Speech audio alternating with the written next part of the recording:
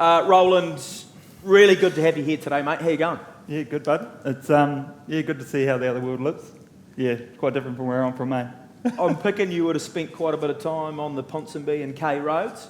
Yeah, probably about as much time as they did in the woolshed. So, and they probably liked it as much as I would up here. So, yeah. Rowland, I think it's really important I point out that when I grow up, actually, I want to learn how to shear, and I'm being sincere about this. Do you recommend it? What do you love about shearing? Well, I love the industry. I 100% do not recommend you learning how to shear. If you want to go hell and back, yeah, get into it. On the fortunate side of that, you can go to hell while you're alive and come back. Talk about it. I love the industry. I love the people. I just didn't want to be a shearer. I never wanted to be a shearer, ever. I just could think of so much better things to do with my life than to be stuck in a tin box, sweating my ass off. Wow, mate. In some ways, I'm kind of blown away by that, and in other ways, I'm not. You don't love it, but you are one of the greats. And I don't want you to do that very Kiwi thing where you hold back. Tell us straight, how successful have you been on the handpiece? It's a really silly question. No, it's not. No, it has, yeah, okay. So I won my first New Zealand title when I was 24, which I think is the youngest person ever. I've won that 8 times, Goldies 8 times, world champs, done a couple of world records, still the 8-hour world record holder. That record, 644 sheep in 480 minutes. Is that a sheep every 44, 45 seconds? Yeah, I did some maths on this. I am a really down to the point sort of guy, and put in 1 second per sheep is 4 sheep a run, is 16 sheep for the day difference. So we're talking seconds, but yeah, if we do some more maths, these sheep were big sheep for a record. They were about 70 kilos, so 644, it's 45 tonne to drag out of somewhat uncooperative animals. And then turn around and try and shear them and poke them down a small hole. So it's challenging. Yeah, mate, I take my hat off to you. I feel like I've tried many things, and sheep shearing would easily be probably the hardest thing I've ever tried to do. Actually, how hard is it when you're shearing? Give us some perspective. 644 sheep in an 8-hour day. Like, how tapped out are you? How close to the wire are you? How close to bloody well death are you? Yeah, so literally go to hell and back. So there is that nervousness of, it's obviously shear day to day leading into these sort of things, train. So you're somewhat pretty fit, we're talking fit. But there is the element of, I may die. It's that final line of pushing the body. The first sort of half an hour a day like that, and you already become sore. Oh, shit, there's a long way to go. There's a long way to go, and it's actually the hardest run, that first run, and then to sort of see where, and you only have half an hour on an 8-hour day to get up and do it again, and to sort of be at the point where you think, another 3 of these, and you don't have any time to think about it, and she's tough, mate. She's hell and back. Okay, so you're a real modest bugger. Pretend you're an Australian cricketer for a moment who rates himself. You're Shane Warne, who's still with us, right? Natural ability, hard work, or both. What makes you so good? So most people that know me really well take the absolute piss out of me, because if you threw me a ball, I'd miss it. But if you threw me a ball 10,000 times, I'd catch it better than Dan Carter. But nobody's going to sit here and do that because they get too frustrated the first 100 times and, mate, you're out. So no natural ability as such. It was all passion. We were brought up in it. It was what we seen every day, and it was rule of 10,000, if you do something 10,000 times, you either get good at it or sick of it. So I got pretty good at it. Yeah, mate, it's hard work. People say if you want to be great, you've got to be prepared to do what other people won't do. That's you, isn't it? Yeah, mate, that is it to a T. Every good person I've seen, in what industry, it doesn't matter. If you're prepared to do what other people won't, you're just that further step up the ladder. And we're not talking little things, we're talking multiple little things. It's not one, it's not, everyone can do one thing that someone doesn't want. You have to do everything on top of everything else. Yeah. Mate, I'm a sensitive bugger. I hate the criticism. How important is it to be great and accepting of criticism? I think you can't be great if you're afraid of being looked at as a failure. You cannot succeed. You have to be able to be willing to take every criticism that anyone can throw at you. I love it.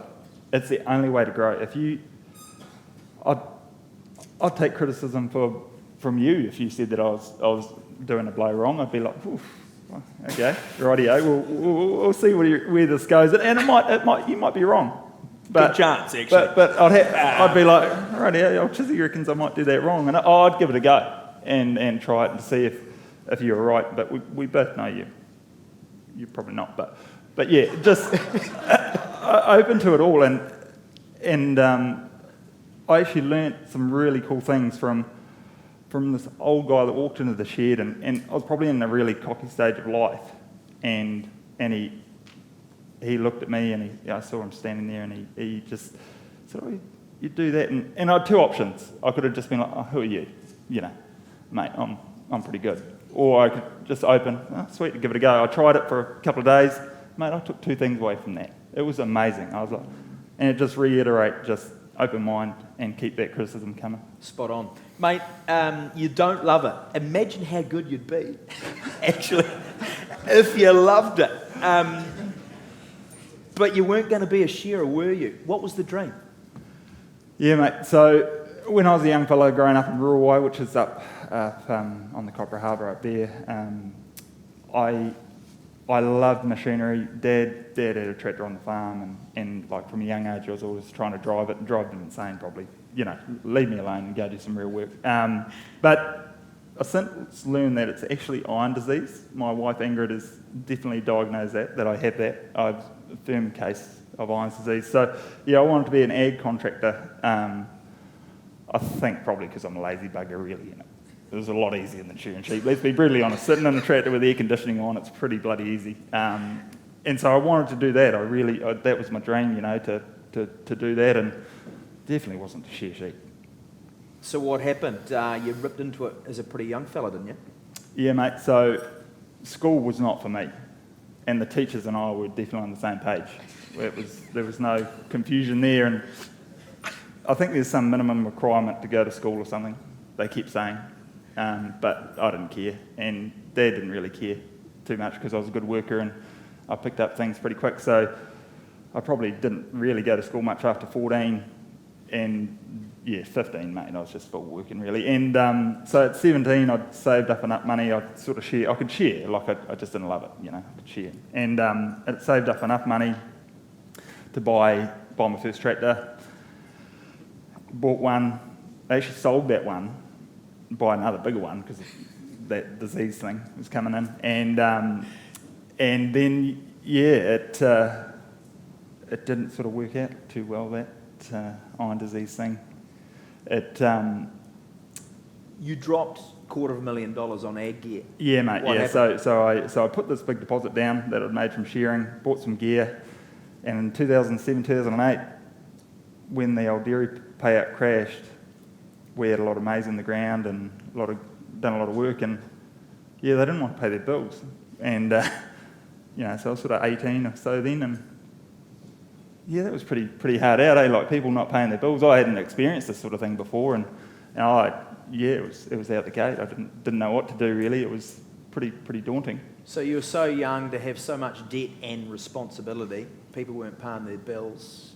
You were in the shit, weren't you? How was morale? Yeah, mate, it was pretty bad, to be brutally honest. So like literally no one. And, we had diesel bills and all sorts, there's insurance, everything to go with it. Fortunately, I could share it, and so we were straight from the day I stopped driving that tractor, which was always happening anyway. If I'd stopped driving, I'd go sharing. I wasn't sitting on my ass. So I went sharing to make money to pay these bills, and I'd finished the main share, which is sort of December, January, and a bit into February. Up north, there's not a lot of sheep up there anymore. And I was, the bills are still here and nobody's paid. There, a couple of people paid, but it was nothing compared to the debt. And big brother Matt said, right, well, you're going to come with me. You're going to come to America and you're going to come share sheep then. And you send the money home and, keep yourself sorted. And so I went to America, shore all around Wyoming, South Dakota, North Dakota, and then jumped over to Europe and shore through Latvia, Finland, Estonia, and then jumped to England and shore there and made money, sent it back. I was there to experience life, but I was there to knuckle down and save some money to send back so I could keep paying these monthly payments because there's no money coming in from home. And it was real tough. Mate, as a failed ag contractor through no fault of your own, I guess, did you feel like a failure? And if you did, was that motivating for you? Yeah, well, I did feel like a failure because I put so much hard work into what I dreamed of, and it was pretty gutting. And I could have sat there and sulked about it. There's no doubt, and I probably did. There was probably days where I was like, mate, I have to go do this thing I don't really enjoy. I have to go share sheep and sit in this tin box. And to be fair, the travelling did excite me. There's travelling around the world, and we get to see new things, and so that part of it was good. But the motivating factor was that what I believed in was I believed in paying my bills. So that was motivated me. So I never let anybody down. And then when I got back from that overseas joint, I had to do a little bit of work. There were people that had paid their bills, and then I dropped all the gear, lost a shit ton of money, but I was out. That was me. I was not going to be. The dream was gone at that point. The dream of being an ag contractor, that was out the door. Okay, so back on the handpiece at what, 21, 22, when did you start thinking, holy heck, I'm actually pretty sharp at this, or I want to be really sharp at this? Being competitive, my brothers both share, and Matt always was very driven to be the best, and I just like being Matt. So that was always a really easy drive for me. Beating an older brother, that's a pretty easy drive, which was never really that easy. But so I probably had a little bit of an inkling that I had a chance to be great, and I knew that I could work harder than most. So if I kept trying, kept being open to criticism, I thought there would be a reasonable chance I could get somewhere. Were you doing anything out of the ordinary to try and be better than everyone else at that point? Not really. Try not to drink as much as everybody else, probably. I'd learnt pretty young that it was reasonably hard to share with a hangover. But no, not really out of the ordinary, really. I was just doing what the basics were, but I did surround myself with a lot of great people from an early age. I always liked being around motivated people that were driven. It didn't have to be in our industry. It was just if they were a driven person and they were successful, I was drawn naturally to them. Okay, so you had an inkling that you could have been great, but you had a bit of a hiccup, didn't you? Yeah, mate, yep. So I fell off the bloody landing at Hururua at the back shed, and we were camping out there because you guys probably know a bit about Hururua. The back shed's half an hour from the front shed, so we were camping out there, and I was excited. It was the first day, and I slipped straight off it and cracked my back on the back of this concrete landing, and that hurt. And I went to bed thinking not too much of it. Like, it's miles from anywhere, Hururua, 2.5 hours probably 3 hours from the back shed, and I wasn't going home. I was there to make money, and my blow-up bed went down that night, and I rolled out, and I was thinking, hopefully it's the blow-up bed, otherwise, geez, this is bad. But we were there for a week or 10 days or whatever, and I gutsed it out because the old boss, he didn't believe in weak people, and I wasn't too keen on it either. So we gutsed it out, and soon soon got pretty bad, to be honest. And so you had to go and see someone in Auckland, didn't you? Yeah, mate. A specialist. So and you got some bad news. It got to the point I couldn't walk. It was horrendous, and sleep was minimal. I was still trying to work, but it was just, it was nuts. And so I had medical insurance from a young age. I just thought, right, quickest way to do this is jump on the bandwagon. I got referred somehow, I don't know how I did this, but I got referred to a specialist in Ascot Hospital here. Top surgeon, back surgeon in the country. Went in there, had all the scans and everything, and he just said it blunt. He's like, no, you're buggered, mate. Your free load of vertebrae, well, one's not there. I don't know where that's gone. The other two, they're rooted. And you got a fracture. That's what happened when you fell off there. And I'm like, right, okay. And he's like, yep, there's only one option. We're going to fuse those 3. Probably should do 4. But we'll start with 3 and come back if you bugger it another few years and we'll patch that other one up. And I was like, right, so can I shear? Nah, that's a silly idea. Well, I had to explain to him what shearing was, to be fair. And he's like, so you're bending over? No, you can't do that. And I was like, right. I dropped out of school, I can work, but here he's telling me that working physically is going to be pretty hard. So yeah, life was pretty stressful right at that moment that he was dropping that news on me. But mate, you didn't take it's all over as an answer, did you? At that particular moment, I did. At that one moment, I was like, ooh, he's pretty serious. But by the time I got down to the car, I was like, nah, this ain't me. I'm not listening to this fella. He's from Auckland. I'll be fine.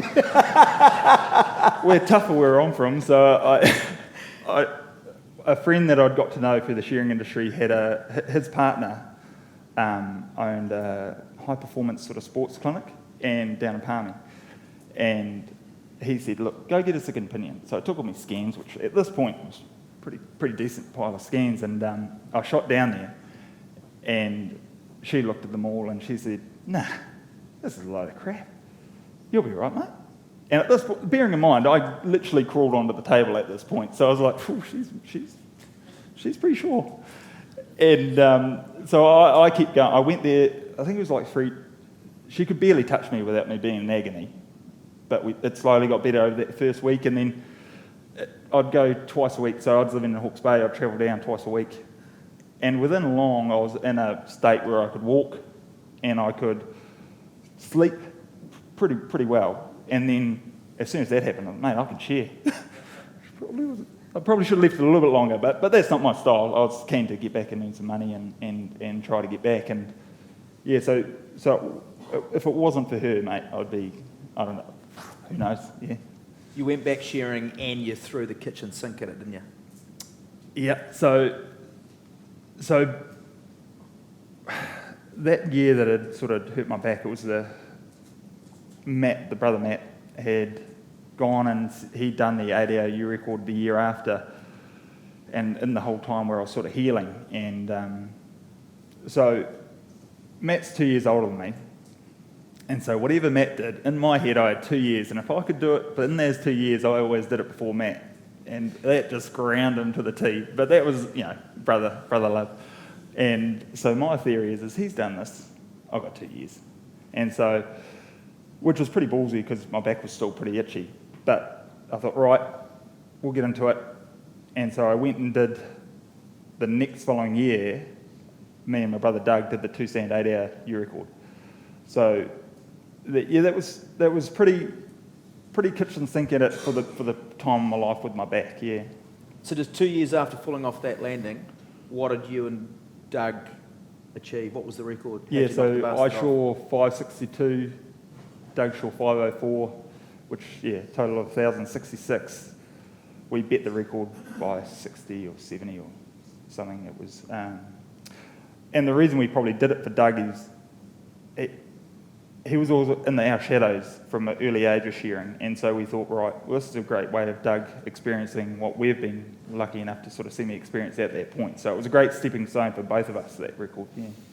Mate, how important was that record to you, and what did you learn about yourself? Again, talk about going to hell. we were young and in that naiveness of we didn't know a lot. So we trained with triathlete people. So we shore all day, and then we'd train with triathletes. And so talk about burning the candle at both ends. That's what we did. But it taught me how to find inner strength when times are as dark as they can ever be. Like, we're talking dark times, and body's hurting the hardest it's ever hurt, and the head's like, oh, what are you doing? So teaching yourself about those mental capabilities, what we're capable of at an early age, was a great stepping stone. Mate, how important are those tough times for growth? I honestly believe if you don't put yourself under extreme pressure, you'll never ever grow to the potential of yourself. Because it's like an onion, you're peeling yourself back to see what's underneath it. And if we mollycoddle along, and we can all go for a walk, we can all do this. If we run, the next time we can run faster. If we look after that body, it's building blocks, and when we see the deepest and darkest things, and I learnt that I'm capable of throwing myself into the deepest, darkest hole and crawling my way out. And you absolutely did that over the next few years. What did you do with what you learnt? So the ultimate goal for me was never to be a record sharer. I found it incredibly selfish because you have to have an incredible team behind you. The farmer gives up so much time and effort to get these sheep ready. The contractor that supports you, everyone involved. There's 50 or 60, 70 people involved in the record, and I remember finishing that day and I felt really, really selfish, because it was only me and Doug at that point that got any recognition. All the other team was sort of left in the dark. And so I said that day I didn't want to do another record. And my goal was to be a competitive shearer. I always set out to be, once I started getting into the shearing thing, I wanted to be as good as I could be. To be the next sort of David, And so the goal straight away after that was to try and win Goldies, And so yeah, that year I was second, which was the first time in history, I think, that everyone first final had been in the top three. David didn't even do it. And then a month later, I won the New Zealand Shears here for the first time, youngest ever. Yeah. What did that mean to you? Yeah, it was pretty bloody good, eh? Like, to achieve it at that age where I hadn't really thrown a whole heap at life just yet, at that, it was pretty bloody satisfying. It was it had just become the biggest prize pool in shearing. You won a Can-Am, you won $3,000, you won a trip around the world. And I was like, this is all right. Yeah. Did you celebrate your win? For a brief second, but later in life I learnt that I never celebrated my wins enough. And I always used to get into a dark hole afterwards because I hadn't rewarded my sacrifice of what I'd done. And I'm a firm believer, if we don't reward ourselves what we're working hard for, next time we go to work hard for something, we don't work as hard because there was no reward. Yes, there was reward in the fact that I'd won whatever I'd been trying to do, but there was no celebration. There was, we'll go back to work today. So there was no gap. And so every year for a while it got harder and harder to try and find the motivation to train. So yeah, looking back at it now, I've learned a bit about that. Yeah, so in hindsight, you'd celebrate a whole lot more because you went, 1 or 2 days later, you were back in the shed shearing sheep again. Yeah. That was your reward. Yeah, hell of a reward. For someone that doesn't like doing it. And so you weren't complacent, were you? I think you met Ingrid just before you won the New Zealand Shears for the first time. So if life was busy before Ingrid, what was it like once you got married at the end of 2012? Yeah, no, it certainly got busier. So I was shearing in the bay, I'd shear in the main shear, and then I'd jump on a plane and shear in the UK. First I'd go to Europe, we'd travel through Europe, we did this little trek, which we sort of developed our own little run through there, which was amazing, and then we'd go to England, and then we'd jump back to Europe. So it meant we were away for a long time. So yeah, pretty keen to get back each time, like it got harder and harder to travel. And we bought a house pretty quickly, and then the ultimate goal was to stop travelling so much, But the money was so good, so it was hard to turn away. But we bought. Actually went to the UK. What year was that? it must have been that 2012 year, and bought a house while I was overseas pretty much, and came back and moved in. And then it was in town, so we never wanted to be in town for long. And so by the time we'd developed where we wanted to be in the Bay, I was still shearing away, trying to find where we wanted to be at. And by the time I got back again, I bought another house while I was overseas. I don't know how that quite works, but yeah, that's what happened. And we moved out to Morakako, and that's when life got real. Is that when you bought the 70 acres? Yeah. Mate, tell us about the side hustle and the hours you were pulling, because people will be blown away by it like I was. So in this 2014 period, I was shearing all the time, competing. I had won Goldies, which meant I could go to the World Champs in Ireland. So won Goldies, won Tikawiti, went to Ireland, I won the World Champs, and I was on a pretty tight schedule because I had to fit in a wedding, had to fit the World Champs in, had to fit a wedding in, and I had to be back for our first child's birth, which was quite tight. I got a little bit of flack about that, but I made it back, I did everything, won the Worlds, got home, and Ingrid had Kelly, and life was good. And Ingrid got home with our first child, Kelly, and I'd already been doing this bit of a side hustle. I couldn't figure out what to do with 70 acres. I mean, who can make money out of 70 acres on steep hill faces? Not me. We're talking Morakako, Sahara Desert. You know, Sounds like my place. Yeah, it's not a practical farm unit. So I had this idea that if I got sheep trucked there, I could shear them after work and they could graze them and then they could go. To put it in perspective, we had this shed there, it could hold 25 sheep, and I had to kick the wool out the door and press it outside in the open air. And so in the first 6 months, I did about 7,500 after work or before work, and I thought, yeah, that's pretty hard.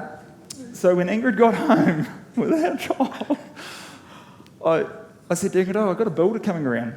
She goes, I said, yeah, I've got a builder coming around. I just got some ideas about putting a wool shed in. She's like, really? I was like, yeah. I don't want to shear in that shed anymore. And so the builder turned up, and he loved my ideas and plans and stuff. And I said, when could you do it? And he goes, I'll be here in the morning. I said, oh, shit. I had to go back and tell Ingrid, and she was not happy. No. Nah. But mate, to make the wool shed pay, you told me that you shore and graze about 45,000 sheep a year. You're the world champion sheep shearer, and you had the side hustle shearing and grazing 45,000 sheep a year on the home place. It's as well as being a full-time shearer. So we built the shed, much to Ingrid to discuss, and then the next stupid thing I did, I pulled down the yards at the same time. And so when she came out to see the progress, and she said, where's the yards gone? And I said, well, they were shit. And I pulled them down. And so that was the next disappointment. But to my credit, like you say, we built up with a friend, he'd send them there, I'd shear them, they'd get grazed, and they'd go. And so yeah, for about 5 years there, we're doing about 40 to 45,000. And for starters, I'd shear them before work, because I couldn't see the point in wasting time when I could be at work. So to me, if I could do them before work, that was money, extra money. And so until the point it just became uneconomical, I shore them before and after work as much as I could. So what time were you getting out of the fart sack? So any time from midnight on was acceptable, because that was a new time. It was a new day. And what time were you jumping into the cot? You were shearing sheep at night. What time did you go to bed? As long as it was before midnight, that was acceptable. Our world champion sheep shearer. And so, look, I don't know whether I should say it or you should say it, because I'm probably going to run through it a lot quicker, and you're probably going to be reluctant to say it. First won New Zealand Shears in 2011, got second in 2012, 2015 and 2023. Other than that, won it 8 times. First won the Golden Shears in 2013, outside of not competing in 2015 and COVID, essentially won it 8 in a row. Won the World Champs in 2014. And you were doing the side hustle. Mate, you weren't complacent, were you? Nah, I had this theory, and I don't know if it's stupid or not, but the theory is that if I could do it today, and I didn't do it, I missed out on it. So I used to say to Ingrid, well, if I can share them today, I'm giving them away if I don't share them, because if I could do them tomorrow, I may as well do them tomorrow as well. And she hated that. But it's about being driven. Like, if you don't want to do it, then just don't. But if you want to get into it and do whatever you can and whatever you're capable of. Yeah. You heard of burnout? Yeah, don't get me wrong, I get tired and get worn out. 100%, you know, but I'm a firm believer in the goal factor, and by having the multiple goals, not one goal. You can't have one goal because you reach that goal and then there's that hole. So there's the bigger picture goal. And you were looking at a big farm. You wanted to buy a big farm. Yeah, we want to buy a farm. Yeah, that's what we want to do. So, you know, you guys. But as the current world champion, you didn't make the New Zealand team for the Worlds in Invercargill in 2017. Even though you were arguably the best shearer in New Zealand and the world, you didn't make the New Zealand team. Yeah, so this is a bit about being either going two ways here. So put the picture, so they decide to have the circuit to be even for the north and south, 3 in the south, 3 in the north. I won all 6, and instead of just taking the first and second out of the circuit, in their wisdom they had the final in Christchurch and wiped the circuit points and just take the top 2 out of that one final in Christchurch, which to me didn't mean it was even. But anyway, that was what they did, so we just got into it. So I won all 6, got down to Christchurch, and every single person had been telling me in my ear, this is a stupid idea. Why are they doing this? They're not taking the consistent people, they're just taking this particular moment. Sure enough, I was 3rd. So it wasn't in the team.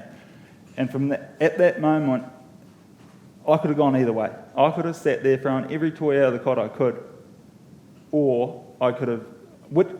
I decided to make them look as stupid as possible. That was my goal. Mate, if you didn't want me in the team, you should have just said so. But this is what's happened, and that was my goal. From that moment on, I was like, right, the World Champs in Invercargill are in... This was in November. The World Champs were in February. So my goal was to win every single event that I could and go down to the World. At the Worlds, there's an all-nations event. Anyone can enter. And talk about pressure. If I didn't win that one final, it was going to count for nothing. But anyway, yeah, I won, and I proceeded to not be beaten for 2 years in this country, yeah. And you smashed everyone by a long shot, didn't you? Yeah, mate, yeah, I made them look what I wanted to make them look like. Outstanding. So, mate, if you're not a natural, let's go back and cover this off again. How have you done it? You paid a lot of judges, haven't you? 100%. No. Crooked sport. It is what it is. No, the honest truth is, rule of 10,000, 100%, like doing something over and over again, but being willing to be absolutely open to criticism. And I can't, talk about that enough. If you don't want someone to down you or put you down, it's not what it is. It's criticism to make you grow. And if you can use that in a positive way, you can do anything. And I was 100% open to that. And I asked for it. Oh, mate, I went looking for it. Like, let at me, and come at me. You are also prepared to do what other people don't want to do. What would happen if you stopped doing those basics? Yeah, to me the basics is the ladder, right? And so if the ladder, all these steps on the ladder, that's the basics, okay? Now we can be naturally good at something and we can reach up to the height that people have to climb the ladder for. But if I do the basics, I'll get higher. And if you don't want to do the basics, you're never going to reach greatness. You might reach greatness in a fluke or a one-off thing, but I never wanted to do that. I wanted to be successful consistently. How important is the top 2 inches? Well, if you don't have it, you're not going to go to hell and back. It's not going to work. It is.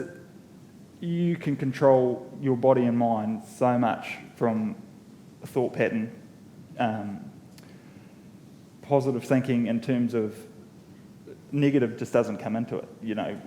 Straight away in those records when you're, we talked about that second thing, like literally positive mindset to keep on that clock and keep coming. The sheep kicks, it is what it is. Don't get strung out, don't get stressed. I mean, it is a very common thing when you're dealing with a live animal. We go through these emotions all the time, up and down, and when that sheep triggers in the wrong and you're down, it's very easy to get upset. So just keeping that mindset in the right way. And so there's the top 2 inches when you're competing in the heat of battle, and also just every other day, isn't it, when you're training for that battle? Yeah, so I went through this stage in my shearing career of shearing not to lose. And it is terrible. It is the worst attitude I've ever had in my life.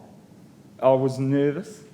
I was second-guessing everything. And this is bearing in mind where I was still winning. But it was terrible. It was absolutely shocking. So I really struggled with that. I really struggled to get out of that because I'd sort of started winning, and then I didn't want to stop. So now all I do is I just shear to win. I don't shear to do anything else. I don't shear not to lose. I just shear to win. I just get up there and I do what I can do, and that is the only thing I think about. And that was really, really hard to battle through myself. In those moments when you're really struggling, when you are going to hell and back, both in the heat of competition or just generally in life, what do you tell yourself? Why? No, again, it comes back to goals, and starting off, I know I'll do anything if there's a reason for doing it. And so to me, the goal is having the reason.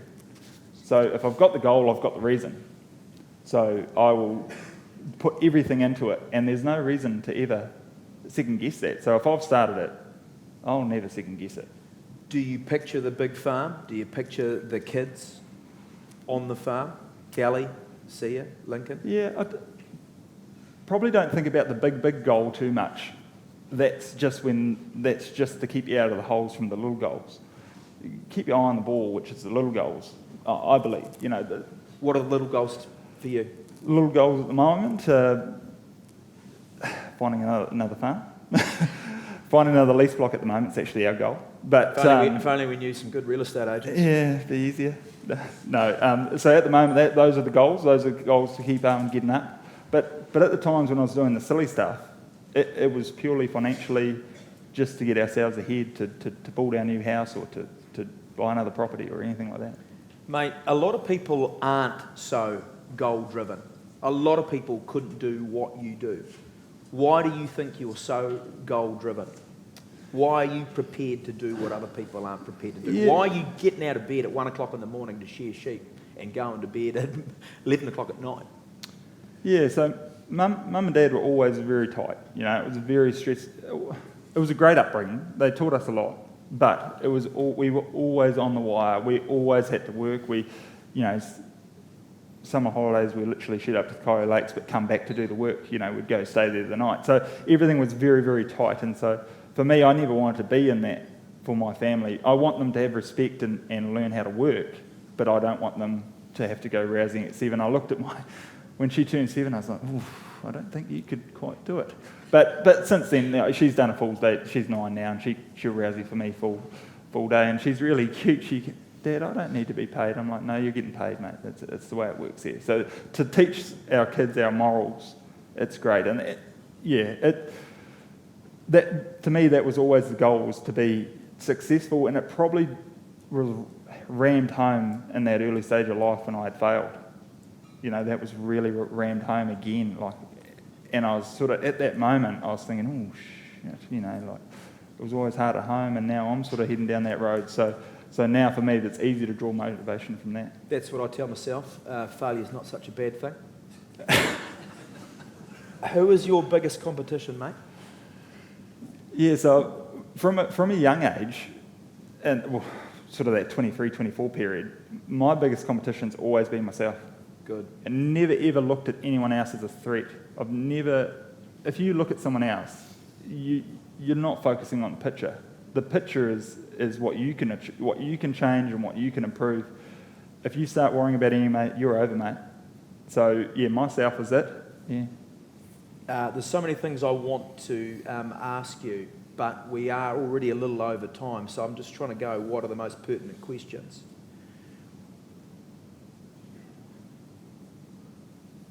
Are you still competing? So I haven't competed since I went to the Worlds in Scotland last year. I won the Golden Shears again, 2023. Made the team to go to Scotland, and I got my ass kicked. I didn't even make the final. It was a horrendously run operation. Just the way it was. I had a terrible run of sheep, and mate, I was lit up like a candle. I was like, mate, I'm not going out like this. This is not me. I'm not. And then I got home and I spent some time with the family. And I haven't competed since. But there's still a bit of fire in the belly, and I'm a competitive person, and I don't think I can go out like that. The World Champs are in New Zealand in 2026. Will you be there? 37 now. Not saying that's old. By the way. Yeah, mate, I think I'll have to have a cracker. Yeah, have to have a crack. Outstanding. Yes.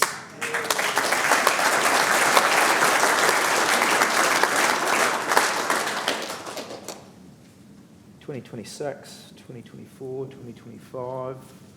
Yeah, so I've got to win Goldies next year to represent, or win New Zealand Shears to represent at the Worlds and Goldies 2026. Yeah, that's how that works. That's the hardest part of our industry is we have the best shearers in the world, but only 2 shearers from each country can represent at the Worlds. That's how it works. Yeah. So we're competing against people that you probably be able to beat, to be honest. Mate, I wouldn't go that far. Maybe not quite that bad, but yeah, yeah. Yeah, you see people with electric hand pieces. Have you seen me shear sheep? No, but I reckon we could make that happen. Back to you. What has the last 10 years of really high-level achievement taught you?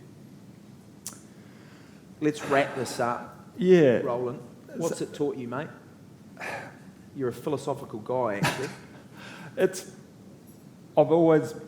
I've never ever got nervous when I've competed. I've always ticked off. I've looked for stuff that people don't look at. When we wrap up shearing, there's hundreds of things that affect how you shear, whether it be gear, whether it be fitness, technique, health, everything. So, you know, if you spent a day with me, it'd blow your mind and how many things we have to go through. So, to me, it's always been doing those basic things and looking through every option there is to increase my level of consistency.